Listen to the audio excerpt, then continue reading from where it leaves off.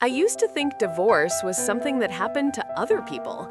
You know, the kind of drama you hear about from coworkers during lunch breaks, or stories that show up in movies meant to warn you about what could go wrong in a marriage. I never thought it would land squarely in my life, especially not when I was past 50, with most of the rough edges of life already sanded down by years of responsibility, routine, and habit. But here I am now, talking about it, living with it, and in some strange way, understanding it more deeply than I ever understood marriage itself. The truth is, divorce in midlife isn't the explosive, fiery disaster people imagine when they're young. It's not shouting matches in kitchens or slamming doors or dramatic scenes that make good television. No, midlife divorce is quieter, slower, like ice melting. It's the slow realization that the person you've been walking beside for half your life is no longer walking in the same direction, and maybe you aren't either. When you're young, people warn you about marrying the wrong person. What they don't warn you about is becoming different people over time. They don't tell you that two people can both grow, both mature, both try their best, and still grow in completely different directions. You don't wake up one day and suddenly fall out of love. It happens in tiny pieces, little fractures you hardly notice until someday you realize they've become a fault line. I remember a moment, just an ordinary evening, when my wife and I were sitting in the living room. I was checking emails on my phone, and she was scrolling on her tablet. There was nothing wrong, nothing unusual, nothing dramatic. But for a moment, I looked up, and it hit me. We were living next to each other, not with each other anymore. We weren't partners anymore. We were roommates who shared a mortgage, a dog, and a history. It wasn't that we didn't care. It wasn't that we didn't respect each other. It was simply that the relationship had run its course long before any of us said a word about it. People like to imagine that divorce comes from big, loud moments, betrayal, lies, a final, unforgivable argument. But for me, for a lot of middle-aged Americans I know, it came from silence. Not peaceful silence, but the kind that grows when two people stop having anything real to say. We used to talk about everything: work, dreams, plans, frustrations, stupid jokes, nothing at all. But as the years went by, the conversations got shorter, more functional than emotional, more about who was picking up groceries than how we were feeling. Over time, we didn't fight much, but we also didn't connect much. And that, I think, is how most marriages here fall apart. Not through conflict, but through the lack of it, through avoidance, through drifting. Divorce didn't become real until our kids were in college. Once the house was quiet, once we weren't absorbed in schedules, carpools, bills, and parent-teacher meetings, we had nothing left to hide behind. There was no chaos to distract us from the distance. We sat across from each other at the dinner table, two adults who had built a life together, but not really living it together anymore. I think it happens a lot in America. The empty nest divorce. Parents stay together because the kids need stability, and when the kids finally grow up, the parents suddenly see each other clearly for the first time in years. And sometimes, what they see is two strangers who have forgotten how to be a couple. The day we decided to end the marriage wasn't explosive either. No yelling, no bitterness, no accusations. It was a calm conversation at the kitchen table, the same place where we had planned vacations, paid bills, celebrated birthdays, and talked about the kids' future. We sat down, and she said, "I don't think we're happy." And I said, "I know." That was it. Two sentences that took 20 years to say. People think divorce is failure. I used to think that way too. But now I realize sometimes staying too long in something that's no longer working is the bigger failure. Letting years slip away without being honest with yourself or with your partner. Pretending that a fine marriage is enough. What surprised me most was not the sadness. That part was expected. What surprised me was the grief, not just for the relationship, but for the identities tied to it. When you're married for so many years, you're not just you. You're someone's husband, someone's wife. You're part of a unit. You operate as a team, even when the team is dysfunctional. Divorce forces you to face yourself alone, often for the first time in decades.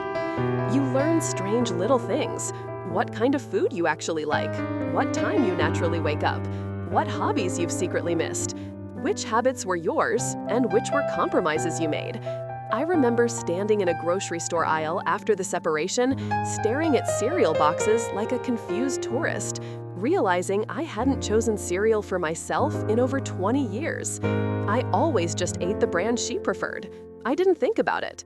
It was small, but symbolic. And symbolic moments like that happen a lot after midlife divorce. Then there's the house, the quiet, the way everything echoes a little more than it used to. At first, the quiet feels like punishment. It feels like failure written in the air. But after a while, once the guilt fades, the quiet becomes peaceful, a clean slate, a space where you can hear yourself think again.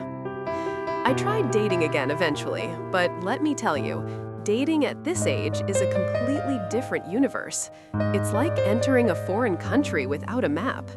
You're older, more set in your ways, more aware of red flags, and a lot less willing to pretend. You're not looking for someone to complete you. You've learned the hard way that's not how it works. You're looking for someone whose life feels good alongside yours. And online dating? God, the apps. Swipe left, swipe right, write a bio that doesn't sound pathetic or boastful. Try to look approachable in a photo without seeming like you tried too hard. Try to write messages that don't feel like job interviews. It's awkward, funny, humbling, and occasionally surprising. But it also teaches you a lot about yourself: what you want, what you don't, what you value now that you didn't value in your 20s. One thing that's different about dating in midlife, you see people as they truly are. Nobody's pretending to be some dream version of themselves anymore.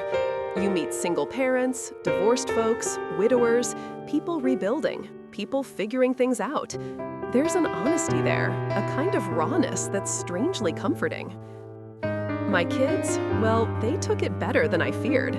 They were older, mature enough to see the cracks in our marriage long before we admitted them. They told us they just wanted both of us to be okay, and that meant more than anything. Here's what I realized through all of this. Middle-aged Americans don't see divorce as failure. They see it as honesty, as courage. It takes strength to walk away from something familiar. It takes strength to admit that comfortable isn't the same as happy. And it takes a lot of strength to rebuild your life when everyone tells you that by 50, things are supposed to be settled. But the truth, at least the truth I've learned, is that life never really settles, not unless you force it to. We change, whether we want to or not, and pretending we don't just makes the change harsher when it finally arrives. There's a strange kind of freedom that comes after a midlife divorce.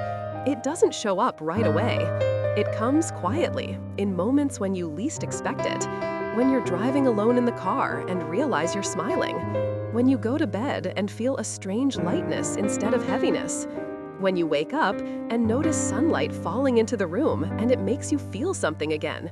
Joy, maybe, or possibility. I learned to cook meals I liked instead of meals that were compromises. I rearranged the furniture in ways that made sense to me. I bought art for the house, something I never did before because we couldn't agree on what style to hang on the walls. I started taking walks, long ones, without needing to be home by a certain time. I picked up old hobbies that I'd abandoned years ago. And slowly, life didn't feel like something happening to me, but something I was building again, consciously, piece by piece. People ask if I miss marriage. Sometimes, yes. I miss companionship. I miss traditions. I miss having a built-in partner to go through the routine of life with. But do I miss the marriage I had? No, because the truth is, it was already over long before the papers were signed. If you're listening to this and you're in a marriage that feels like it's slipping away, I'm not here to tell you to leave. I'm not. Marriage can be fixed when both people want to fix it, and many do. But I am telling you this: be honest. Be honest with yourself and with each other. Silence and avoidance are far more dangerous to a relationship than conflict ever will be. Divorce taught me that life doesn't end at 50. It shifts, it evolves, and sometimes it opens a door you didn't know was locked until you walked through it. Today, I'm not the person I was during my marriage. I'm not the person I was during my divorce either. I've changed. I've grown. I've softened in some ways and toughened in others. I've learned to be alone without being lonely. I've learned that peace is worth protecting. And I've learned that starting over is not a step backward, it's a step forward in a different direction. If someone asks me today, how do you feel about divorce? I'd say this: divorce is painful, yes. It's disorienting, it's humbling, but it's also clarifying. It strips away illusions and forces you to see your life as it truly is. And once you see clearly, you can't unsee. You can only move forward. I don't regret the years I was married. Those years shaped me. They gave me my children, memories, lessons, and moments I'll always hold close.